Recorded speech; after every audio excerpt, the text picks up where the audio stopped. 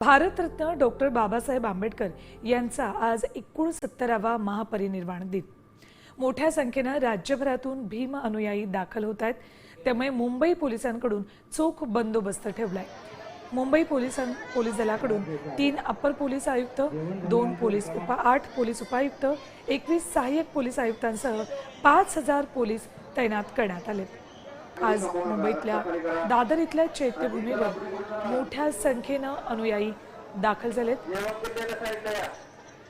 आज सकाळीच महामानवाचं दर्शन घेता यावं यासाठी राज्यभरातले अनुयायी कालपासूनच मुंबईत दाखल झालेत।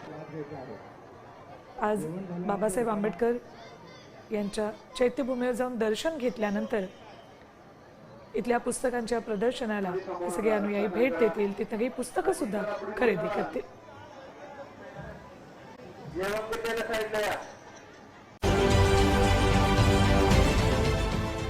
देश विदेशातील प्रत्येक घडामोडींचे लाईव्ह अपडेट मिळवण्यासाठी आता साम टीव्हीच्या सर्व सोशल मीडिया प्लॅटफॉर्मला लाईक, फॉलो आणि सबस्क्राईब करा।